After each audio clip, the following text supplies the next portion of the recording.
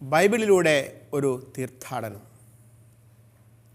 വിശുദ്ധ ഗ്രന്ഥത്തിലെ പുസ്തകങ്ങളെ ഏറ്റവും ലളിതവും ആധികാരികവുമായി പഠിക്കാൻ നാം ഏവരെയും സഹായിക്കുന്ന ഈ തിരുവചന പഠന പരമ്പരയിലേക്ക് ഗുഡ്നസ് ടിവിയുടെ മാന്യ പ്രേക്ഷകരായ നിങ്ങൾക്ക് ഏവർക്കും ഹൃദയപൂർവ്വം സ്വാഗതം.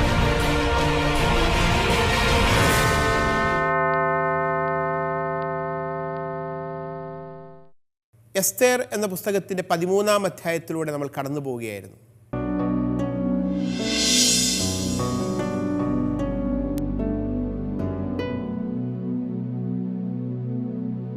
എസ്തേർ എന്ന പുസ്തകത്തിൻ്റെ 13-ാം അധ്യായത്തിനൊരു പ്രത്യേകതയുണ്ട്. ഈ 13-ാം അധ്യായം ഒരു രാജശാസനയാണ്, ഒരു വിളംബരമാണ്, ഒരു കൽപ്പനയാണ്. ഈ രാജകൽപ്പന യഹൂദരുടെ ഉന്മൂല നാശത്തെ കുറിക്കുന്ന ഒന്നാണ്.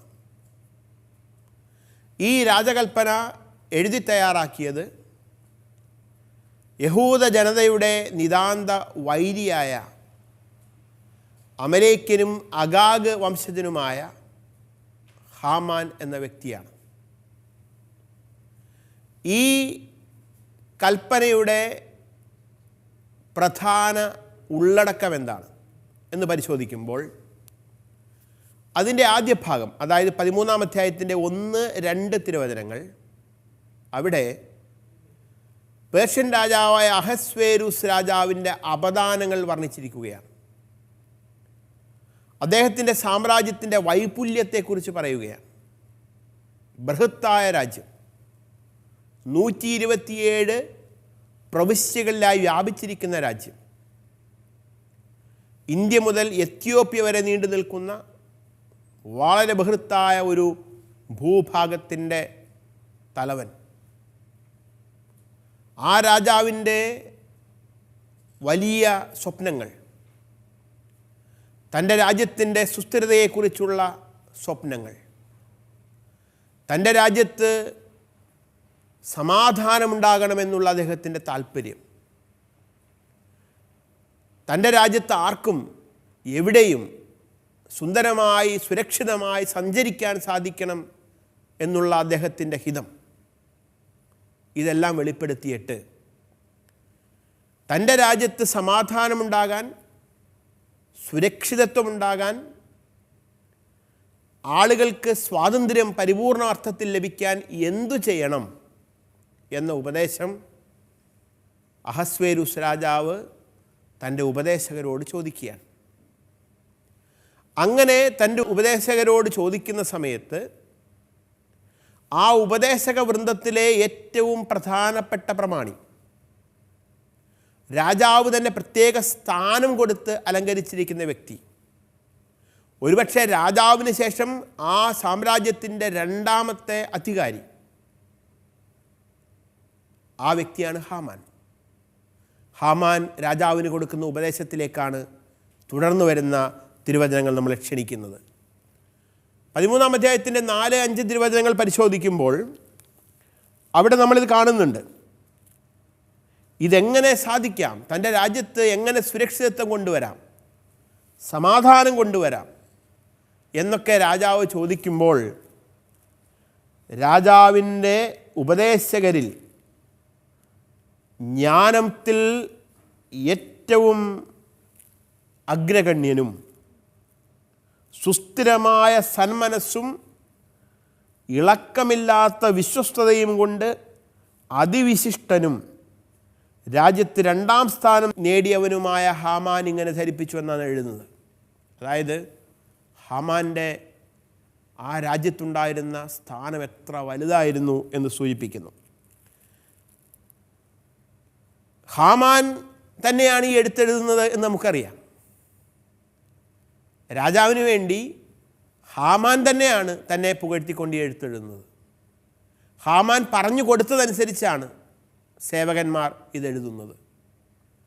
അപ്പോൾ ഹാമാൻ തന്നെ തയ്യാറാക്കുന്ന ഒരെഴുത്തിൽ ഇപ്രകാരമുള്ള ഒരു സ്വയം പുകഴ്ത്തൽ തികച്ചും സ്വാഭാവികമാണ്. തുടർന്ന് ഇതിൽ ഈ രാജശാസനം നമ്മൾ നോക്കുമ്പോൾ അവിടെ ഹാമാൻ കൊടുക്കുന്ന ഉപദേശത്തിൽ ഒരു ജനതയെക്കുറിച്ച് പറയുന്നുണ്ട്, ഒരു ശത്രു ജനത. ഒരിക്കലും യഹൂദ ജനത എന്ന ഒരു പരാമർശം ഈ രാജശാസനത്തിൻ്റെ ഭാഗമായിട്ട് ഉപയോഗിച്ചിട്ടില്ല. പകരം ഉപയോഗിച്ചിരിക്കുന്നത് ഒരു ശത്രു ജനത എന്നാണ്. പക്ഷേ ഇത് വായിക്കുന്നത് നമുക്ക് വളരെ വ്യക്തമാണ്, ഉന്നമിടുന്നത് യഹൂദ ജനതയെ തന്നെയാണ്. ഗുരുതരമായ യഹൂദ വിരുദ്ധ പ്രസ്താവനകളാണ് ഇവിടെ കാണുന്നത്. യഹൂദർ ശത്രുക്കളാണ്, യഹൂദർ രാജ്യദ്രോഹികളാണ്, യഹൂദർ സകല ജനതകളിൽ നിന്നും വ്യത്യസ്തരാണ്, കാരണം അവരുടെ നിയമം വ്യത്യസ്തമാണ്. യഹൂദർ രാജകൽപ്പനകളെ മാനിക്കുന്നില്ല. വിചിത്ര നിയമങ്ങൾ പിൻചെല്ലുന്ന യഹൂദർ സാമ്രാജ്യത്തിൻ്റെ അസ്ഥിരതയ്ക്ക് തന്നെ കാരണമാകുന്നു. ചുരുക്കത്തിൽ യഹൂദരെ നിശേഷം നശിപ്പിക്കേണ്ടത് സാമ്രാജ്യത്തിൻ്റെ സുരക്ഷയ്ക്ക് ആവശ്യമാണെന്ന് ഹാമാൻ ഇവിടെ സ്ഥാപിക്കുകയാണ്. വ്യത്യസ്തമായ നിയമങ്ങളുള്ള ജനം, ഇതാണ് യഹൂദർക്കെതിരെയുള്ള ഒരു പ്രധാനപ്പെട്ട ആരോപണം. യഥാർത്ഥത്തിൽ ദൈവദത്തമായ നിയമങ്ങളാണ്, തോറായാണ് ഇസ്രായേൽ ജനത്തെ അനന്യതയുള്ള ജനമാക്കുന്നത്. അവരുടെ ഏകദൈവ വിശ്വാസം അവരെ ബഹുദൈവാരാധകരുടെ ഇടയിൽ വ്യത്യസ്തരാക്കി. ദൈവവിശ്വാസവും ദൈവിക നിയമങ്ങളും ബലികഴിച്ചുകൊണ്ട് ഈ ജനത്തിന് അസ്തിത്വമില്ല. അതുകൊണ്ടാണ് അവർ തങ്ങൾക്ക് ദൈവം നൽകിയ നിയമങ്ങളോടും തങ്ങൾക്കുണ്ടായിരുന്ന ഏകദൈവ വിശ്വാസത്തോടും അവർ വിശ്വസ്തത പുലർത്തിയത്. പക്ഷെ അതിനെ രാജദ്രോഹമായും ദേശദ്രോഹമായും വ്യാഖ്യാനിച്ച് അവരെ കൂട്ടക്കൊല ചെയ്യാനുള്ള തീരുമാനത്തിലേക്ക് തൻ്റെ വൈരാഗ്യം മൂലം ഹാമാൻ എത്തിക്കാൻ ശ്രമിക്കുകയാണ്. 13-ാം അധ്യായത്തിൻ്റെ 6 മുതൽ 7 വരെയുള്ള വചനങ്ങൾ കൂടി നമുക്കൊന്ന് വായിക്കാം. അവിടെയാണ് ഈ രാജശാസനത്തിൻ്റെ അവസാന ഭാഗം നമ്മൾ കാണുന്നത്. അതുകൊണ്ട് ഈ വർഷം 12-ാം മാസമായ ആദാർ മാസം 14-ാം ദിവസം എല്ലാ കാര്യങ്ങളുടെയും ചുമതല വഹിക്കുന്നവനും നമ്മുടെ രണ്ടാമത്തെ പിതാവുമായ ഹാമാൻ്റെ കത്തുകളിൽ എടുത്തു പറഞ്ഞിട്ടുള്ളവരെയെല്ലാം ഭാര്യമാരോടും കുട്ടികളോടുമൊപ്പം പരിപൂർണമായി നിർദ്ദയം അവരുടെ ശത്രുക്കളുടെ വാളിനിരയാക്കി നശിപ്പിക്കണമെന്ന് ഞാൻ കൽപ്പിക്കുന്നു. അങ്ങനെ പണ്ടു മുതൽ ഇന്നുവരെ ശത്രുതയിൽ കഴിയുന്നവരെല്ലാം ഒറ്റ ദിവസം കൊണ്ട് വധിക്കപ്പെട്ട് പാതാളത്തിൽ പതിക്കട്ടെ. നമ്മുടെ ഭരണകൂടവും പരിപൂർണമായി സുരക്ഷിതവും ഉപദ്രവമേൽക്കാത്തതുമായി ഇനിമേൽ നിലനിൽക്കട്ടെ. അപ്പോൾ യഹൂദരുടെ വംശഹത്യയ്ക്കുള്ള രാജകൽപ്പനയുടെ കൃത്യമായ വിവരങ്ങളാണ് നമ്മളിവിടെ കാണുന്നത്. ഇവിടെ ചെറിയൊരു വ്യത്യാസം നമ്മൾ കാണുന്നുണ്ട്. ആദ്യഘട്ടത്തിൽ യഹൂദരുടെ വംശഹത്യയ്ക്കുള്ള രാജശാസനം തയ്യാറാക്കപ്പെടുന്ന ദിവസം അത് ആദ്യ മാസമായ നീസാൻ മാസത്തിൻ്റെ 13-ാം ദിവസമായിരുന്നു. യഹൂദർ കൊല്ലപ്പെടേണ്ടത് ആദാർ മാസം 13-ാം തീയതിയാണ്. പക്ഷെ ഇവിടെ 14-ാം തീയതി എന്ന് മാറ്റിയിട്ടുണ്ട്. യഹൂദരുടെ കൂട്ടക്കൊലയ്ക്കായി നിശ്ചയിക്കപ്പെട്ട ദിവസത്തിൽ 12-ാം മാസമായ ആദാർ മാസത്തിൻ്റെ 14-ാം ദിവസം എന്നാണ് ഇവിടെ നമ്മൾ കാണുന്നത്. എന്നാൽ 3-ാം അധ്യായത്തിൻ്റെ 13-ാം തിരുവചനത്തിൽ 13-ാം ദിവസം എന്നായിരുന്നു. എന്തുകൊണ്ടായിരിക്കും ഈ മാറ്റം എന്നത് വ്യക്തമല്ല. പക്ഷെ ഒരു കാര്യമുണ്ട്, ആദാർ മാസം 14-ാം തീയതിയാണ് യഹൂദർ ഇന്ന് പൂരീം എന്ന ഉത്സവം ആചരിക്കുന്നത്. പൂരീം എന്ന ഉത്സവത്തിൻ്റെ ചരിത്രപരമായ പശ്ചാത്തലത്തിലുള്ളത് എസ്തേറിൻ്റെ കഥയാണ്. അതുകൊണ്ട് പൂരീം ഉത്സവത്തിൻ്റെ ദിനവുമായി ചേർന്ന് പോകുന്നതിനായിട്ടാകാം ഈ 14-ാം ദിവസം എന്ന പരാമർശം ഇവിടെ വരുന്നത് എന്നാണ് പണ്ഡിതർ പറയുന്നത്. പൂരീം തിരുനാൾ എന്നത് വിശ്രമത്തിൻ്റെയും വിരുന്നിൻ്റെയും ഇസ്രായേലിൻ്റെ ശത്രുക്കളുടെ പരാജയത്തിൻ്റെയും ദിനമാണ്. അപ്പോൾ ആ പൂരീം തിരുനാൾ ആ ദിവസം അതുമായി ചേർന്ന് വരാൻ വേണ്ടിയായിരിക്കാം ഇത്തരത്തിലൊരു മാറ്റം, ഒരു ദിവസത്തിൻ്റെ ചെറിയൊരു മാറ്റം കൊണ്ടുവന്നിരിക്കുന്നത് എന്നാണ് ബൈബിൾ പണ്ഡിതർ പറയുന്നത്. ഏതായാലും നമ്മൾ ഈ ഹാമാൻ രാജാവിൻ്റെ പേരിൽ എഴുതപ്പെട്ട ഈ രാജശാസനം വായിച്ച് മനസ്സിലാക്കുമ്പോൾ ചില കാര്യങ്ങൾ നമ്മുടെ മനസ്സിലേക്ക് വരികയാണ്. ചരിത്രത്തിൽ ഉടനീളം യഹൂദ വിരുദ്ധതയും, അതായത് ആൻറ്റിസെമിറ്റിസവും യഹൂദരുടെ ഉന്മൂല നാശത്തിനുള്ള ജനോസൈഡ് ഓഫ് ജ്യൂസ്, യഹൂദരുടെ ഉന്മൂല നാശത്തിനുള്ള ശ്രമങ്ങളും നിരന്തരം നടന്നിട്ടുണ്ട്. അസീറിയൻ പ്രവാസകാലത്ത് അസീറിയക്കാർ യഹൂദരെ സമൂലം നശിപ്പിക്കാൻ ശ്രമിച്ചിട്ടുണ്ട്. ബാബിലോൺ പ്രവാസകാലത്ത് യഹൂദരുടെ അസ്തിത്വത്തിൻ്റെ പോലും അടയാളങ്ങളായിരുന്ന ജെറുസലേം നഗരവും യൂദായുമൊക്കെ പരിപൂർണമായി തകർക്കപ്പെട്ടിട്ടുണ്ട്. പേർഷ്യക്കാലത്ത് ഹാമാൻ്റെ നേതൃത്വത്തിൽ യഹൂദരെ കൂട്ടക്കൊല നടത്താനായിട്ടുള്ള ദിവസം കുറിക്കപ്പെട്ടിരിക്കുന്നു. ഇതിനുശേഷം വരുന്ന ചരിത്രം നമ്മൾ പരിശോധിക്കുമ്പോഴും ബൈബിളിൽ തന്നെ അന്ത്യോക്യസ് എപ്പിഫാനസ് എന്ന് പറയുന്ന ഒരു ഗ്രീക്ക് രാജാവിൻ്റെ കാലത്ത് യഹൂദർ നേരിടേണ്ടി വരുന്ന വലിയ ക്രൂരതകളെക്കുറിച്ച് സൂചിപ്പിക്കുന്നുണ്ട്. റോമൻ ഗവർണറായിരുന്ന പോംബയുടെ കാലത്ത് യഹൂദർ നേരിടേണ്ടി വന്ന വലിയ കഷ്ടതകളെക്കുറിച്ച് പറയുന്നുണ്ട്. ഇതിങ്ങനെ തുടർന്ന് നമ്മൾ ചരിത്രത്തിലൂടെ മുൻപോട്ട് പോകുമ്പോൾ യഹൂദരുടെ കൂട്ടക്കൊലയ്ക്കായി, യഹൂദരുടെ വംശഹത്യയ്ക്കായുള്ള ശ്രമങ്ങൾ നടക്കുന്നത് നിരന്തരം കാണാം.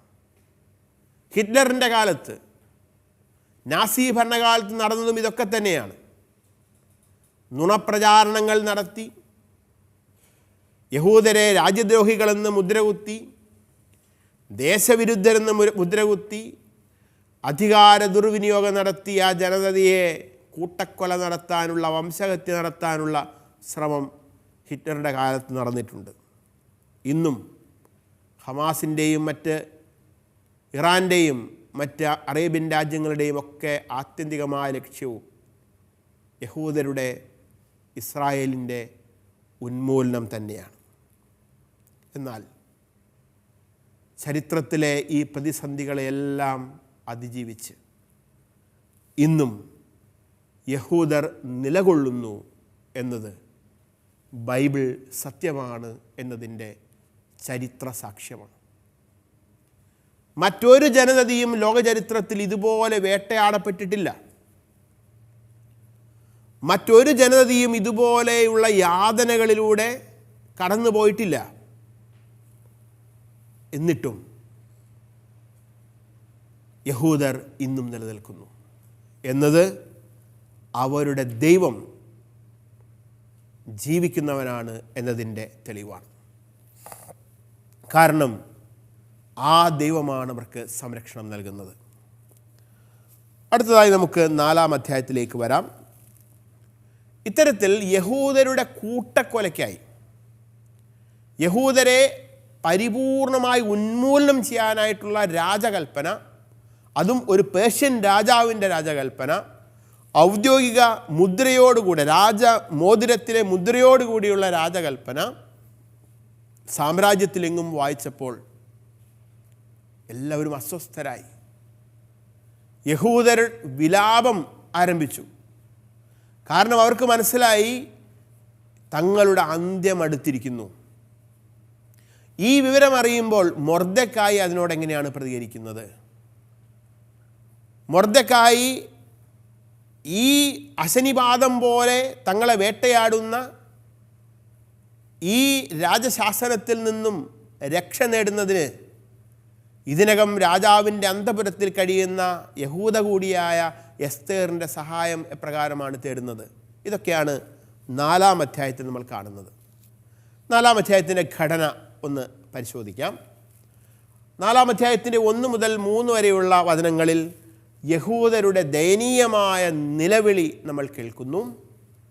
4 അധ്യായത്തിൻ്റെ 4 മുതൽ 7 വരെയുള്ള തിരുവചനങ്ങളിൽ മൊർദെഖായിയെക്കുറിച്ച് ഓർത്ത് പര്യാകുലയാകുന്ന എസ്തേറിനെ നമ്മൾ കാണുന്നു. അവൾ ഒരു ദൂതനെ മൊർദെഖായിയുടെ അടുത്തേക്ക് അയക്കുന്നു. 4 അധ്യായത്തിൻ്റെ 8, 9 തിരുവചനങ്ങളിൽ രാജശാസനത്തിൻ്റെ ഒരു പകർപ്പ് മൊർദെഖായി എസ്തേറിന് കൊടുത്തയക്കുന്നു. 4 അധ്യായത്തിൻ്റെ 10, 12 തിരുവചനങ്ങളിൽ എസ്തേർ മൊർദെഖായിക്ക് തിരികെ ഒരു സന്ദേശം അയക്കുന്നു. 4 അധ്യായത്തിൻ്റെ 13, 14 തിരുവചനങ്ങളിൽ മൊർദെഖായി എസ്തേറിന് ഒരു മറുപടി സന്ദേശം അയക്കുന്നു. ഒടുവിൽ 4 അധ്യായത്തിൻ്റെ 15, 17 തിരുവചനങ്ങളിൽ എസ്തേർ മൊർദെഖായിക്ക് ഒരു മറുപടി നൽകുന്നു. ഇത്രയുമാണ് 4 അധ്യായത്തിൻ്റെ ഘടന. ഇനി അതിലെ ഓരോ ഭാഗങ്ങളും നമുക്ക് പരിശോധിക്കാം. 4 അധ്യായത്തിൻ്റെ 1 മുതൽ 3 വരെയുള്ള തിരുവചനങ്ങളിൽ യഹൂദ ജനതയുടെ ദയനീയമായ നിലവിളി, വിലാപം ആണ് നമ്മൾ കേൾക്കുന്നത്. നമുക്ക് ആ വചനങ്ങളൊന്ന് വായിക്കാം. ഈ സംഭവം അറിഞ്ഞ മൊർദെഖായി വസ്ത്രം കീറി, ചാക്കുടുത്ത്, ചാരം പൂശി, അത്യുച്ചത്തിൽ ദയനീയമായി നിലവിളിച്ചുകൊണ്ട് നഗരമധ്യത്തിലേക്ക് ചെന്നു. അവൻ രാജാവിൻ്റെ പടിവാതിലോളം ചെന്ന് നിന്നു. കാരണം ചാക്കുവസ്ത്രമുടുത്ത് ആർക്കും രാജാവിൻ്റെ വാതിൽ കടന്നുകൂടായിരുന്നു. രാജകൽപ്പനയും വിളംബരവും എത്തിയ എല്ലാ പ്രവിശ്യകളിലും യഹൂദരുടെ ഇടയിൽ ഉപവാസവും കരച്ചിലും നിലവിളിയും ഉണ്ടായി. ഏറെ പേരും ചാക്കുടുത്ത് ചാരത്തിൽ കിടന്നു. രാജാവിൻ്റെ കൽപ്പന, തങ്ങളുടെ ഉന്മൂല നാശത്തിനുള്ള രാജകൽപ്പന പുറപ്പെടുവിച്ച വിവരം മൊർദെഖായി അറിഞ്ഞു. പേർഷ്യൻ സാമ്രാജ്യത്തിൻ്റെ വിവിധ പ്രവിശ്യകളിൽ താമസിച്ചിരുന്ന യഹൂദർ ഓരോരുത്തരും അറിഞ്ഞു. അവർ ഭയചകിതരായി, ദുഃഖിതരായി. അവർ വിലപിക്കാൻ ആരംഭിച്ചു. അവർ വിലപിച്ച് കർത്താവിൻ്റെ ശ്രദ്ധ തേടുകയാണ്. അപ്പോൾ ഈ അധ്യായത്തിലെ ആദ്യ ഭാഗത്ത് നമ്മൾ കാണുന്നത് മൊർദെഖായി എന്ന വ്യക്തിക്ക് എന്താണ്, അയാൾ എന്താണ് ചെയ്യുന്നത് എന്നുള്ളതാണ്. മൊർദെഖായിയുടെ കണ്ണീരിലേക്കാണ് ഗ്രന്ഥകാരൻ നമ്മളിപ്പോൾ കൂട്ടിക്കൊണ്ടുപോകുന്നത്. തങ്ങളുടെ വംശം നശിപ്പിക്കപ്പെടാൻ പോകുന്നു എന്ന വാർത്ത മൊർദെഖായി ഉൾപ്പെടെ സകല യഹൂദരുടെയും കാതുകളിലെത്തി. അവർ ദുഃഖിതരായി, പ്രാർത്ഥനാനിരതരായി.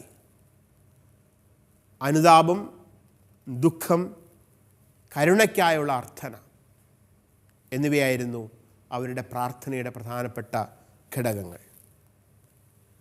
അവർ വസ്ത്രം കീറി, ചാക്കുടുത്ത്, ചാരം പൂശി പ്രാർത്ഥിക്കുന്നു.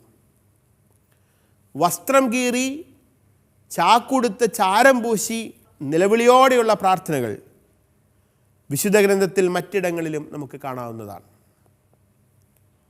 ഉദാഹരണത്തിന് 1 ദിനവൃത്താന്തത്തിൻ്റെ 21:16 കർത്താവിൻ്റെ ദൂതൻ ജെറുസലേമിനെതിരെ വാളൂരി പിടിച്ചുകൊണ്ട് ആകാശത്തിനും ഭൂമിക്കും മധ്യേ നിൽക്കുന്നതാണ് ശിരസ്സുയർത്തിയപ്പോൾ ദാവീദ് കണ്ടത്. ഉടനെ അവനും ശ്രേഷ്ഠന്മാരും ചാക്കുടുത്ത് സാഷ്ടാംഗം വീണു നമ്മൾ വായിക്കുന്നുണ്ട്. എന്താണ് സംഭവം നമുക്കറിയാം. കർത്താവിൻ്റെ ഹിതത്തിന് വിരുദ്ധമായി ദാവീദ് രാജാവ് ഒരു ജനസംഖ്യാ കണക്കെടുപ്പ് നടത്തി. അത് കർത്താവിനെ പ്രകോപിപ്പിച്ചു. പ്രവാചകനെ പറഞ്ഞുവിട്ട് കർത്താവ് ദാവീദിനോട് അവൻ ചെയ്ത തെറ്റെന്താണെന്ന് ബോധ്യപ്പെടുത്തി. ആ തെറ്റിൻ്റെ ശിക്ഷ അനുഭവിക്കുകയാണ്. ഈ സമയം കർത്താവിൻ്റെ ദൂതൻ വാളൂരി പിടിച്ച് ഭൂമിക്കും ആകാശത്തിനും മധ്യ നിൽക്കുന്നത് കാണുമ്പോൾ ദാവീദ് രാജാവ് ആശ്രയിക്കുന്നത് പ്രാർത്ഥനയെയാണ്. അവനും ശ്രേഷ്ഠന്മാരും ചാക്കുടുത്ത് സാഷ്ടാംഗം വീണു എന്നാണ് പറയുന്നത്. തൻ്റെ ജനം സമൂലം നശിക്കാതിരിക്കാൻ, ഒരു വംശനാശം സംഭവിക്കാതിരിക്കാനായി പ്രാർത്ഥിക്കുന്ന ദാവീദ് രാജാവിനെ നമ്മൾ കാണുന്നു. ഇതുപോലെ തന്നെ യോനായുടെ പുസ്തകത്തിൽ മറ്റൊരു സംഭവമുണ്ട്.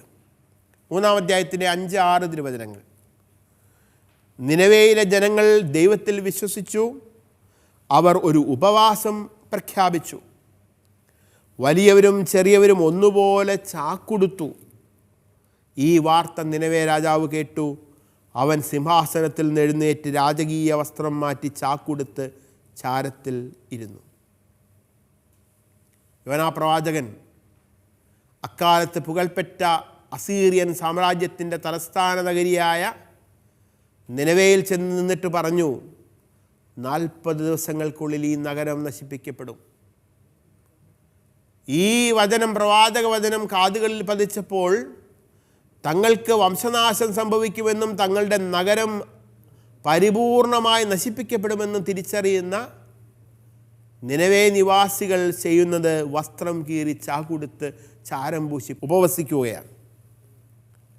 വിലാപങ്ങളുടെ പുസ്തകത്തിൻ്റെ 2:10 പ്രവാസകാലത്തെ കഥകൾ പറയുന്നുണ്ട്. സിയോൻ പുത്രിയുടെ ശ്രേഷ്ഠന്മാർ മുഖരായി നിലത്തിരിക്കുന്നു. അവർ തങ്ങളുടെ തലയിൽ പൂഴി വിതറി അവർ ചാക്കുടുത്തു. ബാബിലോൺ പ്രവാസത്തിൻ്റെ അവസാനത്തിൽ ജെറുസലേം നിർജ്ജനമായപ്പോൾ, ജെറുസലേം നാശക്കൂമ്പാരമായപ്പോൾ സിയോൻ പുത്രിയുടെ ജെറുസലേമിൻ്റെ ശ്രേഷ്ഠന്മാർ പ്രാർത്ഥനയിൽ ആയിരിക്കുന്നതാണ് നമ്മൾ കാണുന്നത്. അതായത് ഒരു ജനതയാകെ ദുരന്തമുഖത്ത് നിലകൊള്ളുമ്പോൾ അവർ അനുതാപ വിവശരായി പ്രാർത്ഥിക്കുന്നു. അവരുടെ കണ്ണീര് കാണുകയും പ്രാർത്ഥന കേൾക്കുകയും ചെയ്യുന്ന ദൈവം അത്ഭുതകരമാം വിധം അവർക്ക് സംരക്ഷണം നൽകുന്നു. കാരണം അനുതാപത്തോടെയുള്ള പ്രാർത്ഥനകൾ ദൈവം ശ്രവിക്കാതിരിക്കുകയില്ല. ഇതാണ് ഈ ജനതയുടെയും വലിയ വിശ്വാസം. അതുകൊണ്ടാണ് അവർ കരഞ്ഞ് പ്രാർത്ഥിക്കുന്നത്, നിലവിളിച്ച് അനുതാപത്തോടെ പ്രാർത്ഥിക്കുന്നത്. മൊർദെഖായിയെ സംബന്ധിച്ചിടത്തോളം ചാക്കുടുത്ത് ചാരം പൂശി പശ്ചാത്താപ വിവശനായി മൊർദെഖായി സൂസാൻ നഗരത്തിൻ്റെ ആ തെരുവീതിയിലൂടെ ഓടുകയാണ്. തെരുവീതിയിലൂടെ ഓടി നഗരമധ്യത്തിലേക്ക് അയാൾ ചെന്നു. അയാൾ രാജകൊട്ടാരത്തിൻ്റെ പടിവാതിലോളം ചെന്നു. പക്ഷേ ഉള്ളിലേക്ക് പ്രവേശിക്കാൻ പറ്റില്ല. കാരണം ചാക്കുമുടുത്ത് ആർക്കും രാജാവിൻ്റെ വാതിൽ കടന്നുകൂടായിരുന്നു. പേർഷ്യൻ രാജാവിൻ്റെ രാജകൊട്ടാരത്തിൻ്റെ വാതിൽക്കൽ മൊർദെഖായിക്ക് പ്രവേശനം നിഷേധിക്കപ്പെട്ടു. എന്നാൽ രാജാക്കന്മാരുടെ രാജാവായ ദൈവമായ കർത്താവിൻ്റെ സന്നിധിയിൽ ഈ പ്രാർത്ഥനയെത്തി. ദയനീയവും ദാരുണവുമായ പ്രാർത്ഥനയ്ക്ക് മുൻപിൽ രാജകൊട്ടാരത്തിൻ്റെ കവാടങ്ങൾ കൊട്ടിയടയ്ക്കപ്പെട്ടാലും സ്വർഗത്തിൻ്റെ വാതിലുകൾ തുറന്നിരിക്കും എന്ന ഉറപ്പാണ് ഇവിടെ കിട്ടുന്നത്.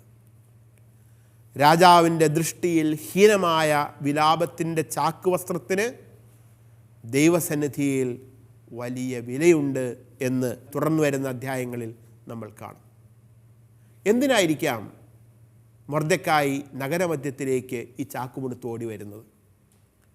എന്തിനായിരിക്കാം ആ തെരുവീതിയിലൂടെ മൊർദെഖായി രാജകൊട്ടാരത്തിൻ്റെ പടിപ്പുര വരെ ചാക്കും ധരിച്ച് ചാരവും പൂശി വിലാപത്തോടെ ഓടിപ്പോയത്? മൊർദെഖായിക്ക് ഒരു ലക്ഷ്യമുണ്ട്. താൻ കരയുന്നത്, താൻ ഉപവസിക്കുന്നത്, താൻ പ്രാർത്ഥിക്കുന്നത് തൻ്റെ ജനത്തിൻ്റെ വലിയ ദുരവസ്ഥയെക്കുറിച്ച് തൻ്റെ പ്രിയ പുത്രി കൂടിയായ, വളർത്തുപുത്രി കൂടിയായ എസ്തേർ അറിയണം. അവൾ അന്തഃപുരത്തിലിരുന്നു കൊണ്ട് ആ കാര്യം അറിയുകയും ഇവരെ സംരക്ഷിക്കുകയും ചെയ്യണം എന്ന താല്പര്യം, അവളുടെ ശ്രദ്ധ ക്ഷണിക്കപ്പെടണമെന്ന താല്പര്യം മൊർദെഖായിക്കുണ്ട്. അതുകൊണ്ടാണ് അദ്ദേഹം ഇത്തരത്തിൽ ചാക്കുവസ്ത്രമെടുത്ത് നഗരമധ്യത്തിലേക്ക് പോകുന്നത്.